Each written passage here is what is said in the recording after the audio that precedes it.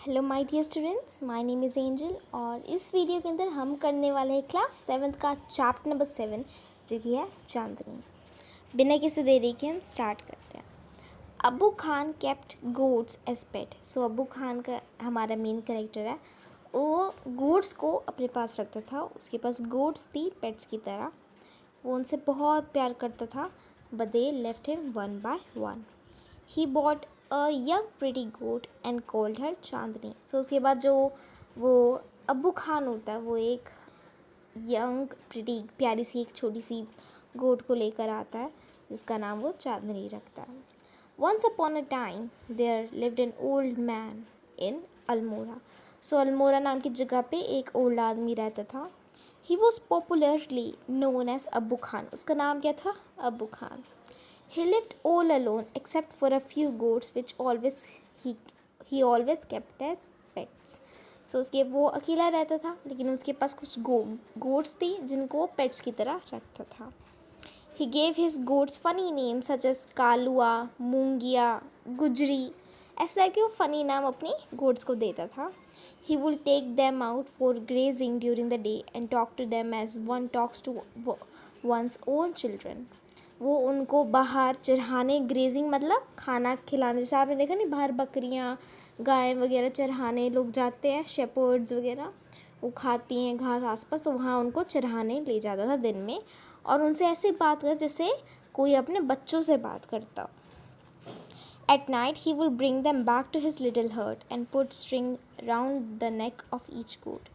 और रात को वो उनको वापस ले आता था उसकी छोटी सी झोपड़ी के अंदर और उनकी गले के अराउंड वो एक रस्सी बांध देता था. पुअर अब्बू खान वॉज लिटिल अनलकी. वो थोड़ा सा अनलकी था. क्यों अनलकी था? In the matter of his goats. अपनी गोट्स के मैटर में, अपने गोट्स के बारे में थोड़ा अनलकी था. किस कारण से?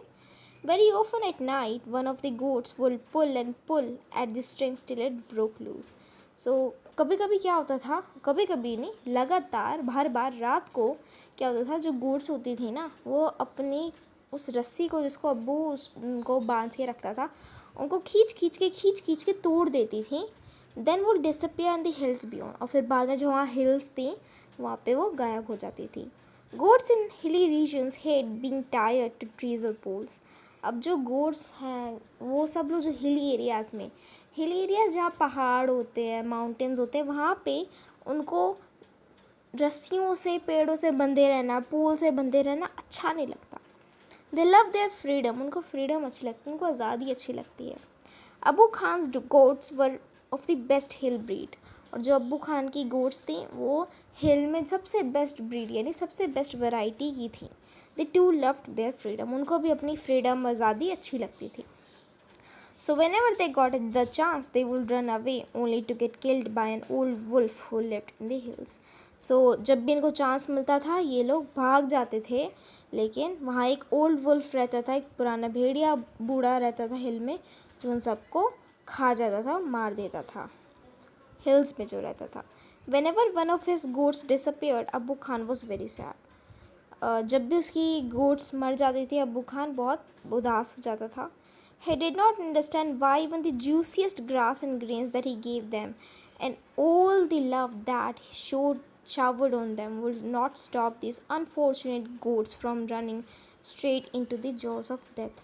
अब उसको समझ नहीं आता था कि ये क्या बात है कि वो चाहे इनको इतना अच्छा खाना खिला दे, इनको इतना अच्छी लाइफ दे दे, चीज़ें दे दे, तो भी जितना प्यार इनके ऊपर बरसा दे तो भी ये जो गाय, ये सारी गोट्स थी ये भाग जाती थी और वहाँ पे वो मर जाती थी. वो जो वुल्फ होता था वो उनको खा जाता था और उनको सीधा वो मौत के मुंह में वो चली जाती थी. Are these goats mad. क्या वो सोचता क्या है जो गोट्स हैं क्या पागल हैं? ही वॉन्डर्ड. और was it their love for freedom. और क्या इनका प्यार इनकी फ्रीडम के लिए इतना ज़्यादा है कि इनको ये भी नहीं दिख रहा कि आगे जाके मौत है. But freedom means struggle, hardship and even death. Abu Khan जानते थे कि फ्रीडम का मतलब होता है स्ट्रगल करना, पेन, लाइफ टाइम स्ट्रगल होता है. आज़ादी का मतलब ये नहीं कि खुशियाँ, आज़ादी का मतलब पेन होता है, स्ट्रगल होता है, मौत होता है. और अब्बू खान इस मिस्ट्री को सॉल्व नहीं कर पाता था. One day when all his goats has left him, Abu Khan said to himself, No more goats in my house ever again. I may yet live for a few more years, but I'll live without goats. फिर जिस दिन उसकी आँख जो goats होती है दोबारा चली जाती हैं सारी की सारी, अब्बू खान अपने आप से कहते हैं कि वो और कभी गोट्स नहीं लाएगा घर के अंदर, वो थोड़े और साल ज़िंदा रहेगा लेकिन वो गोट्स को नहीं लाएगा. However, the poor man was terribly lonely. लेकिन जो बूढ़ा आदमी था वो काफ़ी ज़्यादा लोनली था, अकेला था. He simply couldn't do without his pets. पर वो इतना अकेले था कि वो एक पेट के बिना रह ही नहीं सकता था. Very soon he bought a young goat. और इसके बाद अपनी बातों काटते हुए, झूठा करते हुए अपने आप से वो एक गोट ले आता है. He thought, a young goat will stay with me much longer. She will soon begin to love me as well as the food I gave her every day. She will never want to go to the hills. And he laughed with joy. So इस बार वो एक छोटी सी गोट लेकर आता है, एक बच्ची लेकर आता है और उसको कहता है कि ये छोटी वाली बच्ची वाली गोट है ये मेरे साथ रहेगी बहुत सालों तक. ये इतना ही प्यार मुझे करने लग जाएगी जितना ये खाने से प्यार करती है, और इसके बाद ये कभी वहाँ हिल में नहीं जाना चाहेगी. और सब वो खुश हो गया. The new goat was very pretty. वो काफ़ी सुंदर थी. She was white as snow and a 2 little horns मतलब सींग on her little head and a pair of gleaming red eyes. Goats की लाल आँखें होती हैं. She had a friendly temperament मतलब वो इतनी जल्दी गुस्सा नहीं होती थी, इतनी जल्दी उसको इरिटेशन फील नहीं होती थी. And would listen to Abbu's tale with a lot of interest. और अब्बू खान की जो कहानियाँ होती थी उनको बड़े चाव से सुनती थी, इंटरेस्ट के साथ सुनती थी. एंड अफेक्शन प्यार के साथ. अब्बू खान कॉल्ड हर चांदनी विच मेंट मून लाइट. अब्बू खान ने उसका नाम क्या रखा? चांदनी, जिसका मतलब था moonlight. He loved Chandni and would narrate to her stories of all his friends who were dead and gone. और उसको कहानी सुनाता था उन सारे दोस्तों की जो अब मर चुकी हैं और जा चुकी हैं. Several years pass. अब कुछ साल बीत जाते हैं. Chandni was still there. Abu Khan believed that Chandni would never leave his compound for the free and fresh air of the hills beyond. Alas, he was mistaken again. अब साल बीत जाते हैं. अबू खान को विश्वास था कि चांदनी अब उसको छोड़ के वहाँ उस फ्रेश हवा में, वो इस सुगंधित हवा में, सुंदर हवा में जो उस हिल्स में है, उन पहाड़ियों में उनको छोड़ नहीं जाएगी अबू खान को छोड़ के. लेकिन क्या हुआ? क्या ज़िंदगी का क्या बात हुई कि जो चांदनी है वो चली गई और अब्बू खान ने मिस्टेक कर लिया, उसको अब्बू खान ने गलत सोचा. Every morning Chandni watch the hill top bath in the sun. हर दिन चांदनी देखते थे कि किस तरीके से जो वो पहाड़ियाँ वहाँ पे वो सूरज से नहाती थी, मतलब सूरज की रोशनी से कितनी सुंदर दिखता था वो सब. How beautiful those hills are, she thought. How refreshing the breeze that blows through them, and how lovely to run across those green fields. She ran towards the hills but had to stop with a jerk. The rope around her neck wouldn't let her go any further. How she hated that rope. अब हर दिन चांदनी देखती थी कि किस तरीके से सूरज की रोशनी वहाँ पहाड़ियों पे आती है, किस तरीके से वहाँ हवा चलती है, किस तरीके से वहाँ हरी हरी घास है, कितनी सुंदर बड़ी बड़ी फील्ड्स हैं. वो वहाँ पे जाना चाहती थी लेकिन जैसे ही वो जाने की कोशिश करती थी उसके जो गले के अराउंड एक रस्सी बंधी होती थी वो उसको रोक देती थी और वो चांदनी और उस रस्सी से नफ़रत करती थी. She stopped eating the green grass Abu Khan brought for her, nor did she listen to his stories with interest and affection. She lost her appetite and grew very thin and stared moodily at the hilltop bath in the sun. अब उसने खाना छोड़ दिया था. वो अब अब्बू खान की कहानियों को नहीं सुनती थी. अब उसने अपनी एपिटाइट को लॉस्ट कर दिया, मतलब खाना खाने की मन को ख़त्म कर दिया था. वो बहुत पतली हो चुकी थी और वो मूडली मतलब ऐसी मतलब कहते ना बेमन से वो उस हिल टॉप्स को देखती रहती थी जहाँ पे हर दिन सूरज की रोशनियाँ पड़ती थी. Abu Khan did not understand Chandni's anguish. Abu Khan को नहीं पता था चांदनी क्यों नाराज़ है. At last he decided to speak to him frankly. और उसने फिर एक बार डिसाइड किया वो फ्रैंकली मतलब सच में जो उसको सच बोलेगी, वो फ्रैंकली का मतलब सच बोलेगी. Dear Abbu Khan, she said, let me go to the hills please. If I stay on in your compound I will die. वो कहती है कि मुझे हिल्स में जाने दो. अगर मैं आपकी कंपाउंड का मतलब होता है एरिया जहाँ जितना भी ज़मीन वगैरह होती है वहाँ मैं आप वहाँ रहूँगी तो मैं मर जाऊँगी. नाउ अब्बू खान अंडरस्टूड चांदनीज प्रॉब्लम. अब अब्बू खान को चांदनी की प्रॉब्लम पता थी. But it made him very happy. वो गुस्सा हो गया, उसको काफ़ी बुरा लगा. The earthen pot which contained Chandni's breakfast fell from his hands and broke into 1,000 pieces. अब वो चांदनी के लिए जो खाना लाया हुआ था वो का जो बर्तन था वो टूट गया और सारा खाना और बर्तन सब गिर गया नीचे. Why do you want to leave me, Chandni? Abu Khan asked. I want to go to the hills, Chandni answered. Don't you like the food here? I'll give you tastier food and a much longer rope. वो कहता है कि तुम्हें यहाँ का खाना अच्छा नहीं लगता, तुम क्यों यहाँ से जाना चाहती हो? मैं तुम्हें क्या अच्छा खाना नहीं देता कि तुम्हारे पास एक लंबी रस्सी नहीं है? No thank you, let me go to the hills. नहीं, वो कहते कि नहीं कोई बात नहीं, मुझे हिल्स में जाना है. Do you realize the risk you are running, you obstinate creature. वो कहता है ऑब्स्टिनेट मतलब पागल या बेवकूफ़ creature. There is a dangerous wolf in the hills. वहाँ पे खतरनाक वुल्फ है. He eat you. अब वो तुम्हें खा जाएगा. Abu did his best warn her. Abu Khan ने उसको वॉर्न करा. Chandni answered, God has given me pairs of horns, I will fight the wolf. कहते हैं कि भगवान ने मुझे हॉर्न्स दिए, सींग दिए, मैं उसको फाइट करूँगी. Fight the wolf indeed. वो कहता है हाँ तुम करोगी उसको मुकाबला, उस वुल्फ को मारोगी उसको. Have you forgotten the story of your sister Kalua who was the size of the big deer. वो कहता है कि तुम अपने सिस्टर की कहानी भूले, कालुआ की, जिसकी जो इतनी डियर जितनी बड़ी थी. She fought the wolf through the night but was killed in the morning. वो कहता है वो रात भर लड़ती रही वुल्फ के साथ लेकिन अगले दिन मर गई. Abu Khan narrated the Kalua story for the 50th time. वो करीबन 50वीं बार ये चांदनी को स्टोरी बता रहा था. To all this Chandni had only one thing to say. अब इतनी सारी कहानी दोबारा सुनने चांदनी सिर्फ एक बात बोली, I want to go to the hills. Abu Khan got very annoyed. वो इरीटेट हो गया था, उसको गुस्सा आ गया था. सो ही थंडर्ड मतलब गुस्से में बोला, you are not going anywhere. From today you live in a small hut and not move about freely in the compound. Ungrateful as you are, you must be safe from the wolf. वो कहता है कि तुम अब एक छोटे घर में रहोगी, तुम यहाँ से कहीं नहीं जा रही हो, तुम एक छोटी झोपड़ी में रहोगे और तुम्हें कोई आज़ादी नहीं कि तुम कंपाउंड में मतलब आसपास के एरिया में घूम पाओगी. तुम अनग्रेटफुल हो मतलब तुम्हें कोई इस बात की खुशी नहीं है कि मैंने तुम्हें इतना कुछ दिया, लेकिन तुम्हें उस वुल्फ से मुझे बचाना मेरा फ़र्ज़ है. He pushed her into a small hut and shut the door. उसकी छोटी सी झोपड़ी में घुसा देता है और डोर को बंद कर देता है. But he forget to close the small window. वहाँ पे एक छोटी सी विंडो होती है जिसको वो बंद करना भूल जाता है. The same night Chandni made the window passage to freedom. और उसी रात चांदनी उसी छोटी विंडो से भाग जाती है. Chandni reached the hills.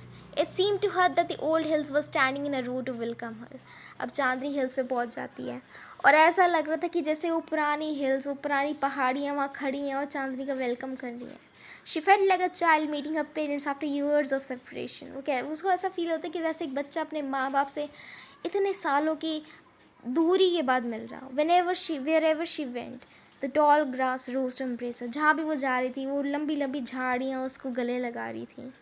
The flower bloom to amuse her. और जो फ्लावर्स थे वो आसपास उसको खुशी दे रहे थे. The wings सैंग an endless song of welcome. और जो हवाएं थी वहाँ की वो उसको आने का, कि वो आई उसका स्वागत कर रही थी. How different all this was from a past in the present house of Abu Khan's compound.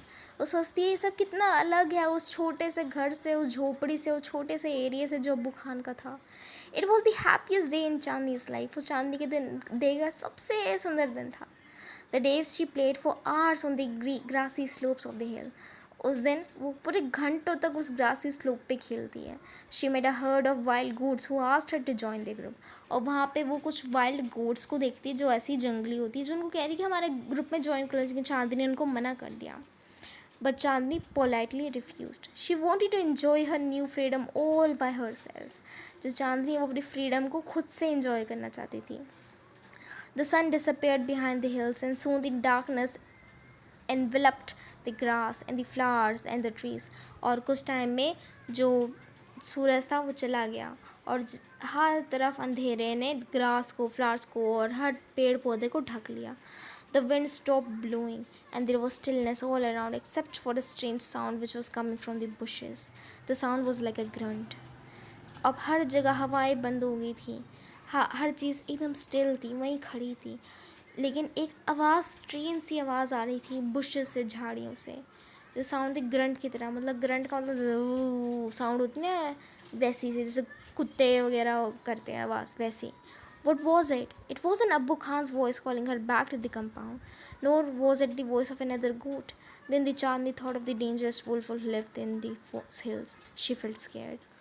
अब उसको लगा कि ये कहीं अब्बू खान की तो आवाज़ है, तो वो सोचती नहीं ये अब्बू खान की आवाज़ थी। फिर वो सोचती कि अब किसी और गोट की आवाज़ हो, कितनी नहीं, ये किसी और गोट की आवाज़ में नहीं हो सकती।